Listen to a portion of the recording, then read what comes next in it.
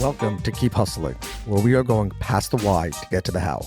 I'm your host, the always hustling Aaron Gordon, aka NY Risk Advisor, aka Mr. Keep Hustling. In this podcast, we will be diving deep into the professional and personal successes of our guests to find out how they hustled through the most difficult times in their life and their development to achieve the success they've gotten to today. So buckle up for what hopes to be an amazing ride. Let's get to it. Welcome to Keep Hustling with my guest, Liv Coffman. Liv, thank you for being here. Thank you. Excited to be here. My chair just squeaked so loud, but very happy to be here. You know what? We'll take it. And I have to say, I have interviewed a number of people for the Keep Hustling podcast, some of whom everyone thinks are famous, some of whom just I think are famous. And the hardest person to schedule with of everybody that I've reached out to for this podcast has been you. So I really feel like you and I have accomplished something today by getting to this point. I apologize for that. When we tried to schedule before, it was one of those days where everything goes wrong. Laptop charger didn't work. Wi-Fi went out. I was like, Aaron, I'm sorry, I can't. But that's great. And you don't need to apologize. It's a new year. As we said before, new year, new vintage, same hustle. You know, you got the Peloton in the background, like many guests. You probably use yours, unlike most people, because I don't see any clothing hanging on it. Or maybe you just took it off for the sake of this imagery. It had one bag on it before this call, but that was it. Okay, fine. When we got our Peloton, I told my wife that under no circumstances would we ever hang clothing on it because I refuse to allow that. So now it's like in a corner with a bunch of stuff in front of it when it actually a better use at this point would be clothing, but I'm sticking to my guns on that. So good, as you should. This is a weird room I'm in. It's like my office hybrid closet, hybrid Peloton, because our other two primary rooms don't have enough room to I love it. It's great. It's good vibe. I can feel the vibes and the sun is shining. So let's jump right in. Tell us, what do you talk about the upbringing of Liv that led you to where you are today, personally, professionally, the whole deal? Do I start at age 4, like age 10? You could go with whatever the hustle got inspired. Cool. Okay. So we'll start around like age 14. I grew up in Southern Indiana, Louisville, Kentucky. At age 14 is when you can go and get your work permit that your mom has to sign so you can get a job. I was in that office on my birthday, August 21st of whatever year that was. I'm not going to tell you how old I am. And I got my work permit because I was like, I'm 14, I'm old enough. I want my own money. I want to have a job. I have a lot of siblings. We share that in common. There are 6 Coffman kids total. So work and grind and hustle were something that I watched in my parents.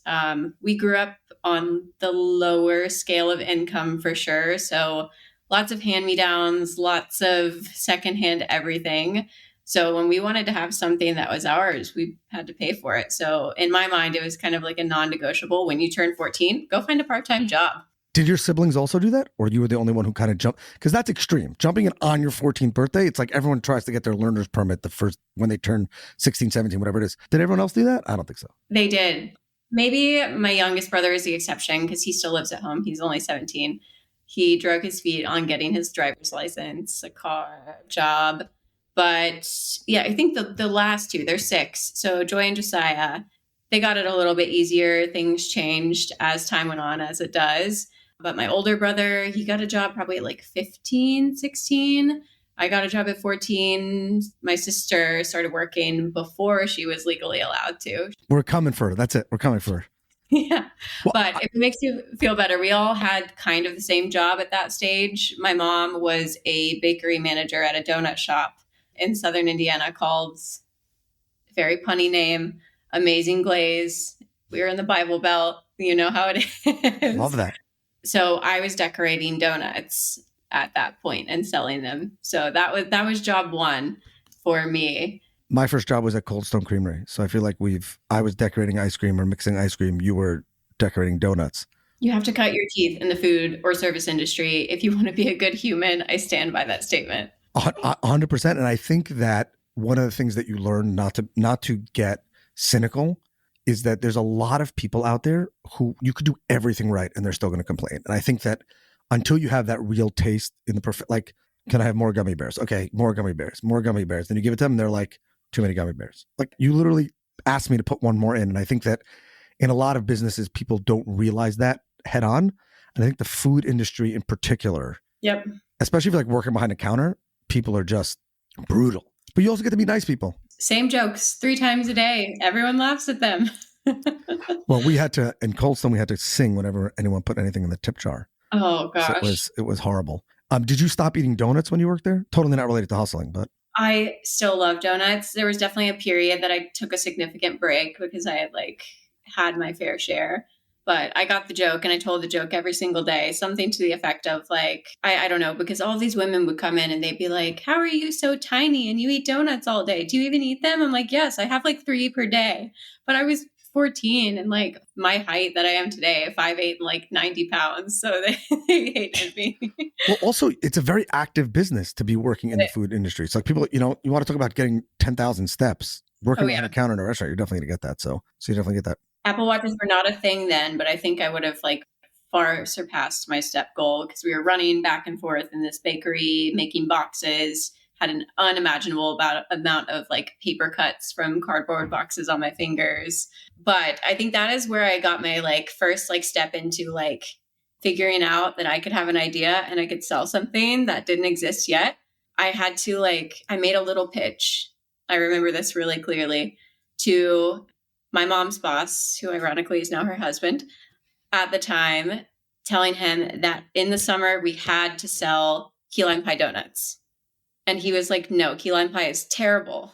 And I was like, no. I was like, this is perfect. This is what we're going to do. We're going to put cream, key lime pie jelly in the middle. We're going to put cream cheese and just a dollop of green on the top. It's going to sell. It's refreshing. He said no. Then he said yes. And then it sold. What do you think? No way.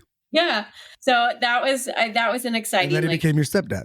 Yeah, years later. Was he oh, the reason why I'm going to marry your mom is because you had that sick idea of the key lime pie donuts. Do they still sell them at Amazing Glaze? He exited the business. We exited the business. I'm sure they sell some version of some of the same donuts, but I haven't been in a minute. Okay, fine. What was next? Next, well, I had 2 jobs during that period, all of which were food and service.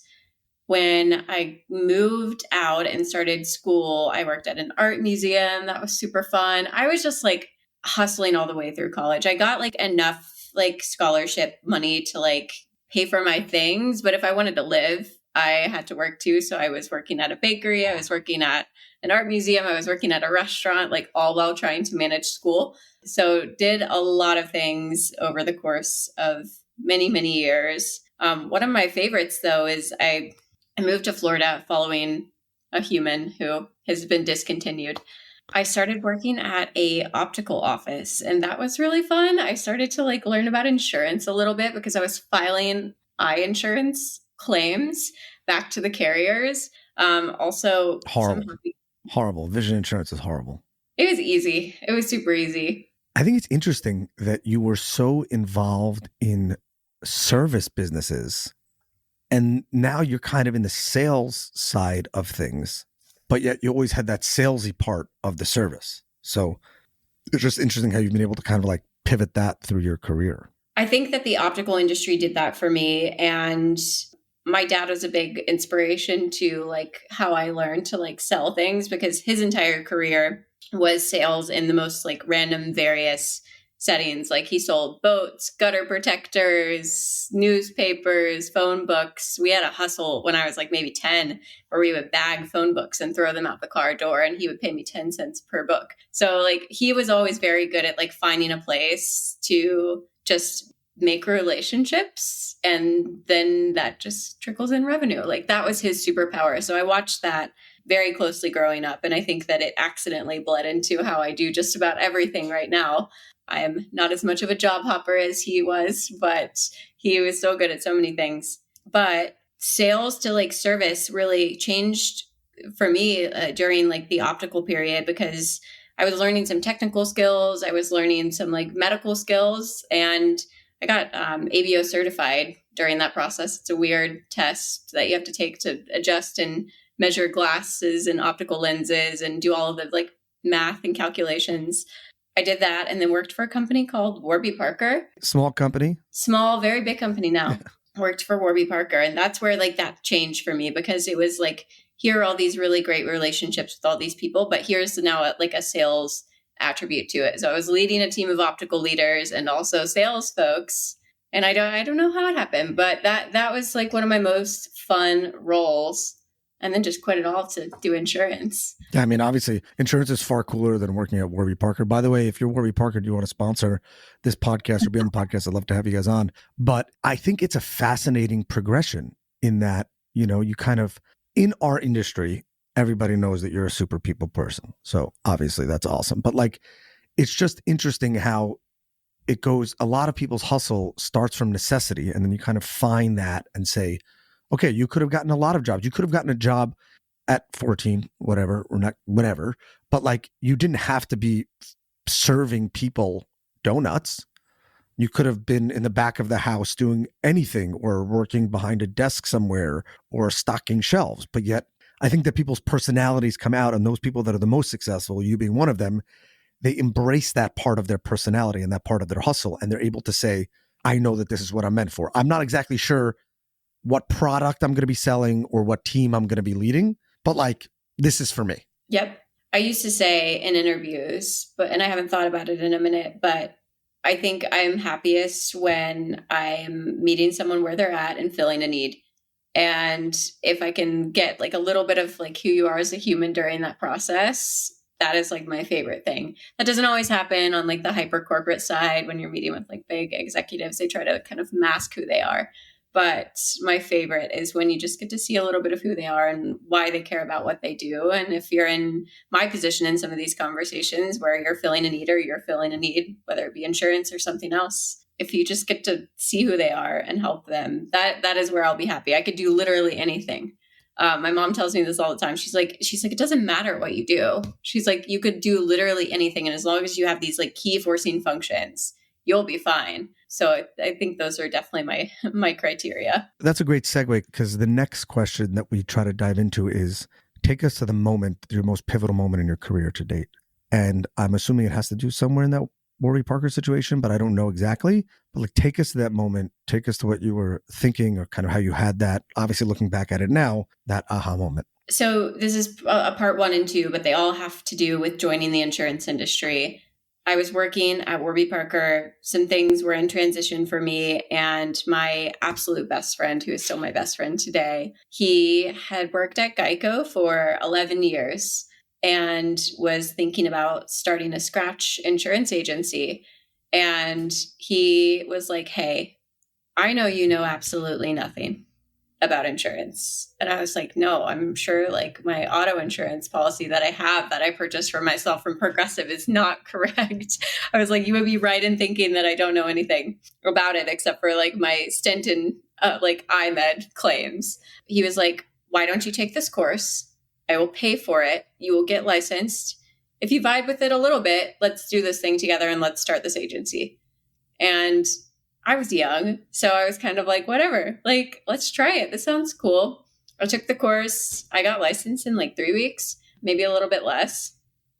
And we hit the ground running. But where there is like a really like pivotal point for me during that process was when I actually went to get my test for my PNC license. I went to this, it was like an Ivy Tech community college location in Indianapolis, Indiana. You know the rooms. I was the only one there.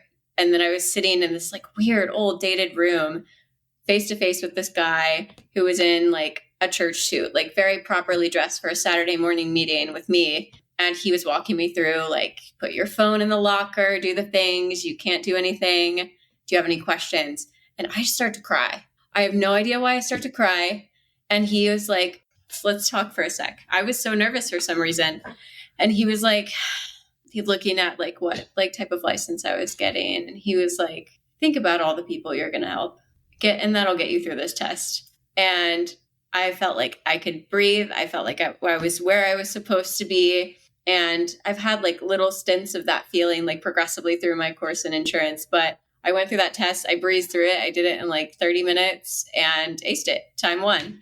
And I was like, this is where I'm supposed to be. This is what I'm supposed to be doing. And the insurance industry and the people around it have treated me so well. And I think back to that moment often. And I'm just like, wow, someone who I love and dearly, dearly trust took a chance on me. But so many people throughout that process who have gotten me from that moment to where I am today in a pretty short period of time, less than 5 years. I just look back at it and I'm like, wow, thank you to whatever is in charge of my life. I feel really grateful. First of all, that's incredible. And I'm so sorry that you cried. I cried for different reasons because I was petrified that if I failed, right as I was about to hit submit on the thing, I was like, there's very few things that could get me fired from my family business, and that's failing this test. But thankfully I didn't first time as well. But I think it's incredible that what calmed you down, and that's incredibly inspirational to my hustle, is being able to help others. Yeah. And like when people hear or think about the insurance industry, and I would guess, quite frankly, you, as you described, the little that you knew about the industry at the time, that probably wasn't your first train of thought, was like, I'm going to get to help people. And yet this random guy kind of has that view on things and view on the industry. So yeah. And I've taken it with me. Like in my early agency days, I would meet people on the street. I'm like, come sit in my office. I think I can help you. Like, let me just look. Come on, let's do it. Well, how can I help you today? But it's like, grab people off the street, because I'm very good at getting to know people. I'll find myself in the most random of situations just by talking to people. It's a flaw and a superpower. It depends on the setting and the time. But yeah, I think that is very much it's the only reason I care about this industry today. Not the only reason, but a big reason. If I can take care of someone in whatever setting, whether that's an insurance policy or helping you get your HVAC replaced with a home warranty or introducing you to a fertility benefits company that I think is really cool. The industry is so powerful and people should know that. I think it is so powerful and it can help so many people. Everyone's hustle is different and not everyone's hustle has to be inspired by insurance. But I think that there's something to the fact that you jumped into an industry trying to help people. And I know that you're passionate about helping people. And I feel like that moment, realizing as we're talking through the whole kind of progression, it's like service, people, wait, I can make money and help people. Yeah. I feel like that's the motto of Liv, is like being able to help people and do that and make a decent living too, or a good living, or however you want to call it. And also travel a lot and do all that stuff that I know you love, and live in a place where the sun is actually shining today. So that's pretty good. Yes. Finance my wardrobe. finance your wardrobe, your Peloton, and your coffee obsession. So yes, I guess that all works. But so what was it like being in that startup agency environment? I assume you were employee number 1 / person number 2? Yep. We had a 400-foot co-working space room. So it's very small, tight quarters. Thankfully, they allowed dogs.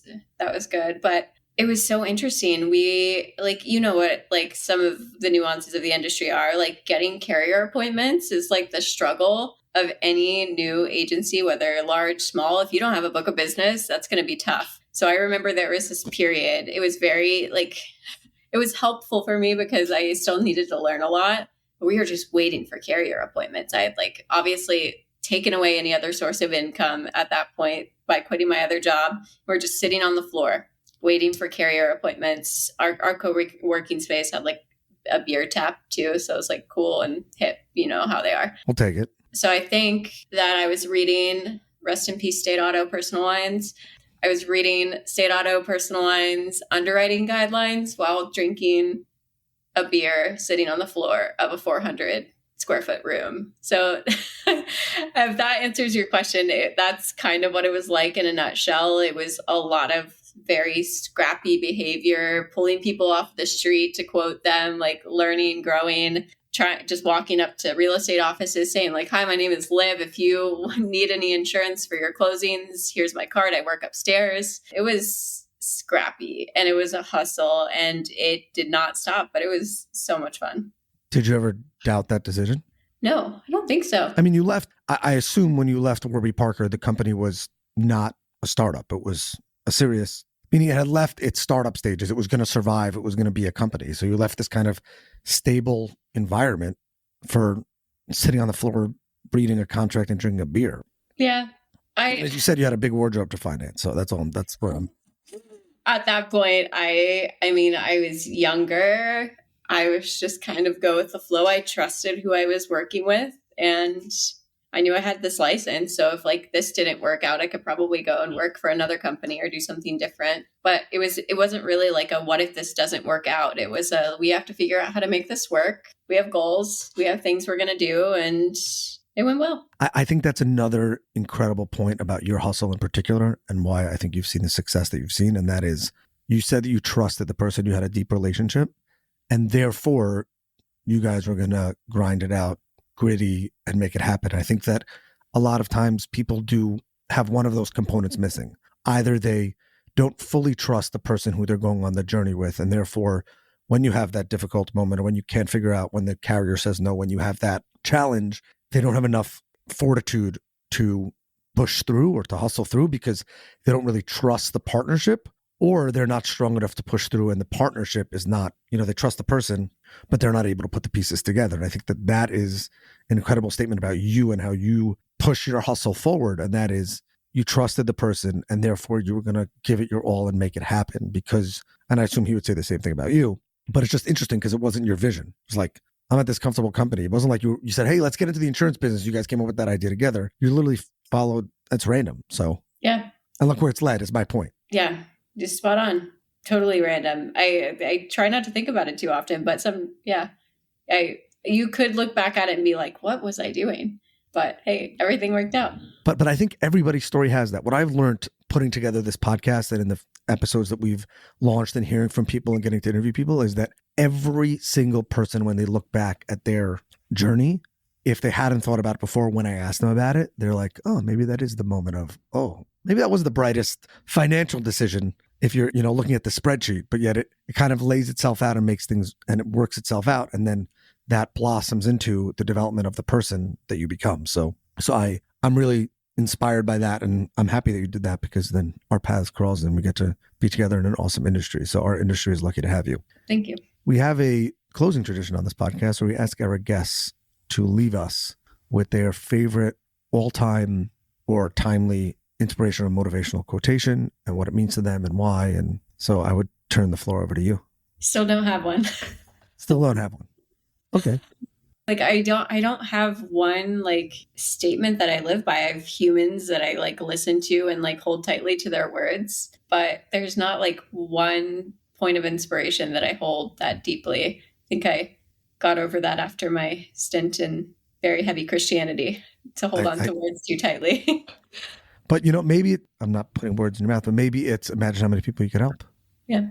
Imagine how many people you could help, because that guiding light could be the moment of, it's not just the words, it's the people who you get to help. It's the people you get to meet. And that's, talking to you now even more, learning more about your story, which I didn't know before. It's like, that made all the difference, right? Just huge. Imagine all the people. And by the way, imagine the thousands of people that you've helped. I'm just a regular insurance agent, small agent from New York City, home of the greatest pizza, the city that you said you were going to move to for the pizza and still haven't, but like whatever. But it's still in progress. It's still in progress. Exactly. Everyone is always just one step away from moving to New York. But I think that you have literally helped thousands of people, me and my family included. So imagine all the people you could help, I think has come true so far. And I hope it really continues to be true going forward.